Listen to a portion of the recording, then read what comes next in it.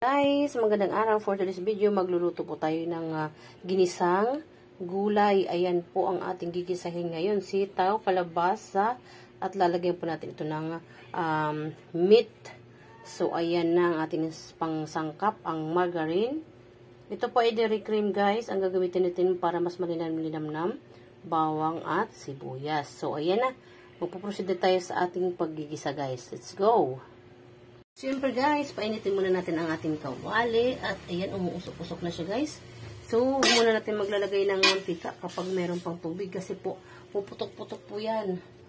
So, ayan, kapag ganyan na ang kawali, maglalagay na tayo ng, ayan, margarine or dairy cream. Ito lalagay natin guys kapag magigisa tayo ng gulay kasi ito po ay malasa po talaga siya, ayan. Yan po ang ating dairy cream. Okay lang yan, madamihan at okay naman yan sa ating kalusugan. Huwag lang po yung mantika mismo. So, ayan. Papunawin na lang natin ang margarine. Yun. At bakit itong gamit kong kawali ay sandok? Ito pala guys, ang gagamitin natin. Ihulog na natin ang bawang. Yan. Siyempre, ang ating sibuyas. Mikos-mikos lang natin to mga insan. Mikos-mikos hanggang ito ay maging mag-change yung color niya. At tornado. Yan. Hello, Mr. Nobody but you. Ayan, mikos-mikos na natin itong mga insan, ano? At ayan. So, pagkatapos natin mikos-mikos, ilalagay na natin ang ating pork. Ating pork. Ayan. Matigas pa to guys, pero okay lang yung matutunan rin yan mamaya. Ayan, oh. Wow. Butter talaga ang gamit. Ganyan natin yan. So, huhulugan na po natin ito ng mga pampalasa. Yan. Lalagyan natin ito ng paminta. Huwag natin damihan ha. Kasi maanghang din yan. At siyempre yung ating baliktad ang ating ginisang mix. Ayan, ipiprito natin guys. Ilalagyan natin kaagad ng pampalasa para kumapit talaga sa loob ng ating niluluto yung ating mga sangkap. Yan, ganyan-ganyan. Oh, sobrang damihan. At siyempre, ganito po ako mag-gisa guys. Lalagyan ko siya ng kaunting tuyo. Ayan, ganyan. Para may kunting alat. Ito po sarili ko lang recipe.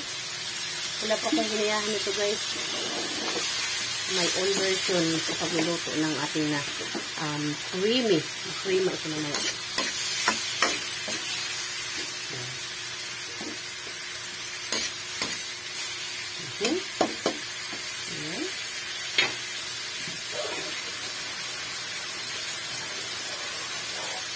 At lalagyan natin ito ng kaunting tubig.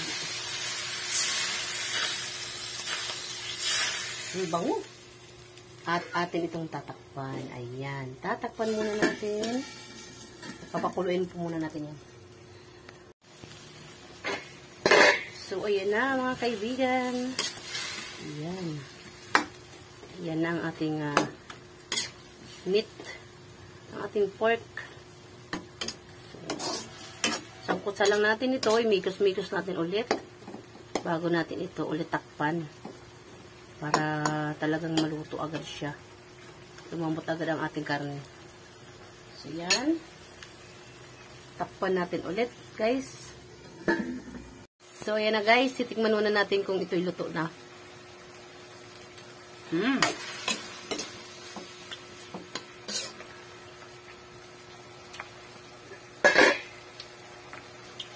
Ayan, ihulog na natin yung ating mga gulay. Yan, madami oh. At halo-haloin natin ulit. Mikos-mikos natin ulit. Yan. Kapag kulang po ng tuyo, dagdagan nyo na lang po. Kayo na po yung mag-a-adjust. Yan. Ako kasi, medyo maalat din ako magtimpla. So, ayan na oh. Dagdagan natin ng tuyo. Ito po oh. Ito po yung sariling version ko lang mga guys. Kasi po, hindi po ito nasa recipe. Chamba. Pachamba lang po ito. Dagdagan ulit natin ng ginisa mix. Para mas lalong yummy. At syempre, mag-add din tayo ng okay.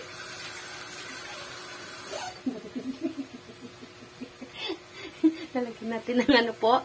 Maglalagay po tayo ng water. Ayan, ganyan. Sorry po. Patalastas lang po yun. Ayan. O, takpan natin ulit para sa ating final result.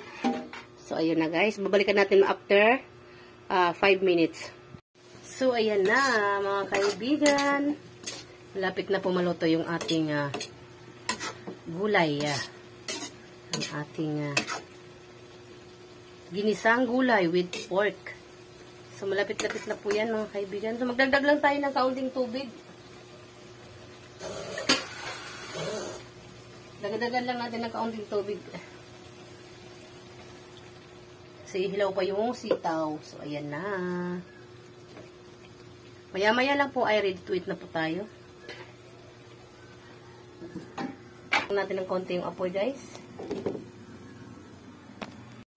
So, ayan na guys. Malapit na po maluto yung ating ginisang gulay na may pork. So, ayan na. Mamaya-maya po kainan na guys. So, papatay na po natin yung apoy para po hindi maubusan ng sabaw. So, ayan. Umuusok-usok po talaga guys. Kung naamoy nyo po guys, ang bango-bango. Ayan. So, ayan. Papatay na po natin ang ating niluluto. Ayan o. Hindi halos makikita dahil sa usok. Ayan. Maya-maya po kainan na. Hello guys. Tara, mananghalian po tayo at ito po yung ating menu for today. Ayan yung ating mainit na kanin.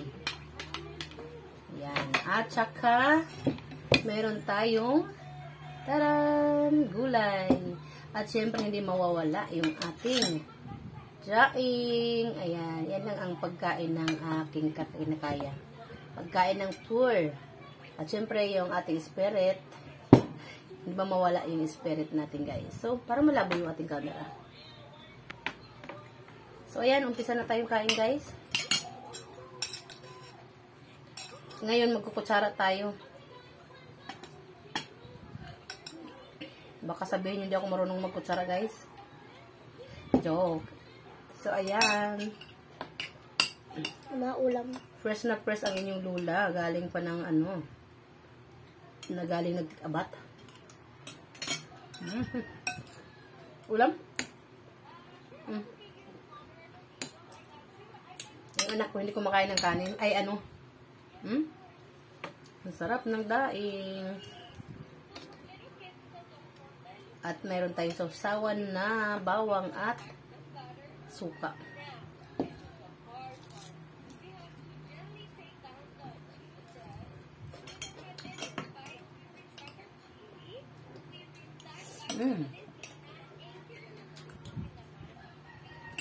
Yung daing natin, hindi siya maalat. Ano lang, tama lang yung ano niya. Yung alat. Hindi siya as in maalat na maalat.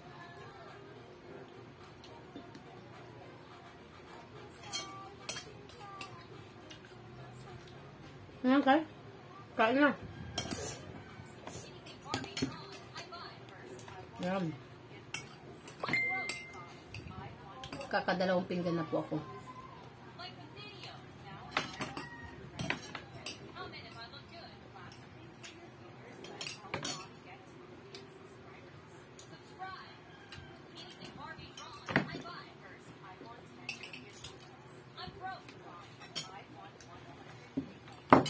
Ayoko na talaga. Hmm? Ayoko na talaga. Bakit? Ang pangatulasa ng kalabasa. Kalabasa?